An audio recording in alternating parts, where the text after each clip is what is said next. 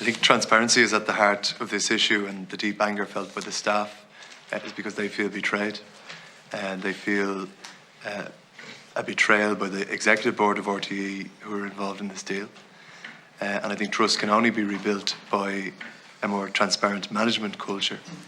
And so I urge you, rather than publish just only the salaries of the top 10 on-air presenters, to publish the top 100 salaries right across the organisation in RTE. Can you do that, and will you do that? Throughout this process over the last 7 days, I've been in regular contact with the incoming DG, and I know that he is very keen to look at all practices in terms of corporate governance. So there'll be a set of things that fall out of that. So noted in terms of what you suggest. I think it's only right when the executive board negotiate with the staff and their unions. Yeah. The executive board know what the staff right across the organisation get, but the staff don't know what the executive board get. And in some cases, there are people on more than the DG. The DG salaries in the public domain. I think the salaries of all the top executives should be published too. Can I ask Geraldine O'Leary, the issue of commercial sponsors and patrons is, in this case, fraught with difficulties for an independent public service broadcaster. That's the model of our national broadcaster. There appears to be an unhealthy relationship between some RTE personnel and commercial companies. So, for example, I would love to know, and I would love for the committee to know, how many journalists and presenters are presented with free cars, and how would that fit editorial standards? Well, my answer to that, Senator, is that I am not across any deals between customers and talent, clients and talent, apart from this one where I obviously brokered the deal with the sponsor in 2020. Normally, any deals that are done where a presenter gets a car from whoever they get it is done either through the talent's agent or directly. It doesn't come through me. So go through the agent. Yeah, or possibly directly to the talent. That I'm not aware of, but I know that a number of presenters have cars. Those discussions have never come through my office or the commercial department. And so is there anyone here who could answer the editorial appropriateness of that? If it's not for the director of commercial, is it appropriate for journalists or presenters, be they correspondents in whatever area of the news, that they be given cars by sponsors? To my knowledge, and again, I'm not the director of news or the director of content, I don't think there's any journalist in RTE who has a deal with a car brand. I'd be pretty confident about that. Yeah.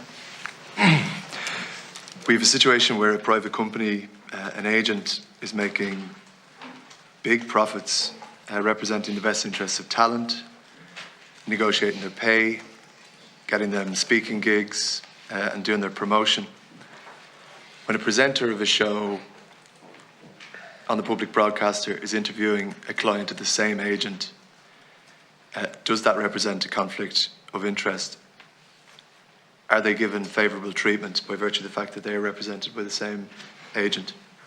I would say that, like, RTE works to the highest editorial standards, and there should not be a conflict. But if they are being represented by the same agent, should that be made clear? Should there be declarations of interest there? Like our listeners, our viewers entitled to know that? Yes, they are.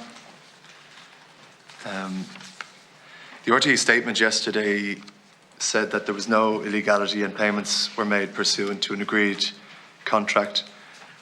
And I wonder, is RTE satisfied then that the relationship that exists between RTE and NK management is consistent with competition law? And is it consistent with your legal obligations and best practice in terms of public procurement? And would there be grounds for an investigation into that relationship by the CCPC, the Competition and Consumer Protection Commission, if there's anything that's going on that is anti-competitive or that is price fixing? So, I mean, I think in terms of NK management, they're an independent company. I'm not sure it would fall under that. I can take an answer Yeah. to that.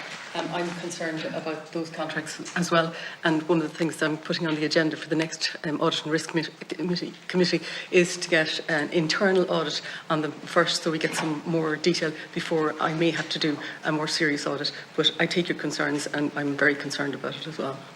Do RTE go to any other talent agencies or management companies or individuals who aren't represented by agents when they have an idea for a new project or a new programme?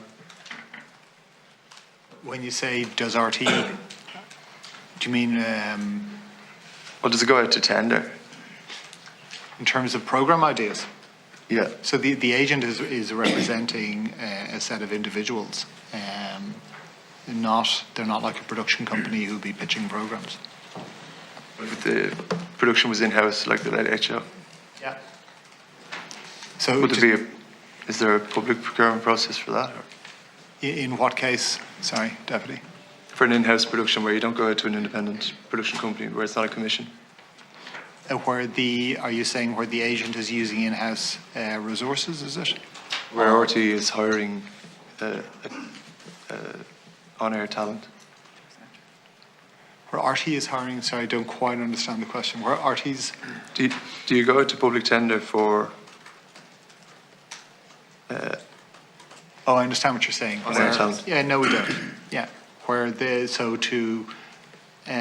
So you're saying that where you, a set of agents are given the possibility to pitch for a contract? No. I'm assuming when RTE have an idea for a show that they may go to an agent and see what list they have. Oh, yeah. Yes, sorry. Yeah, no, apologies, Senator. No, I mean, in terms of RT developing any programming in-house, the format will be worked up in terms of what the programme content is going to be, and that could be worked up with a particular person or individual in mind, depending on the type of programme it is. So that's how that would work. Okay. Yeah. And just lastly, Chair, I suppose RTE has a tarnished record when it comes to employment law and bogus self-employment particularly. What is the justification for treating workers as companies when they provide their labour, when they're under the control and the direction of RTE, when they work exclusively for RTE, and when they meet all the criteria of an employee? What is the justification for treating these people as companies? So are you talking about scope in this instance? I don't know what you mean by scope. Scope plug into bogus self-employment. Yeah, exactly. And so, I mean, we're in a process with scope in terms of looking at contracts at the moment. Yeah. Go on, Chair. Okay, Carmela Magat to you too, Fintan.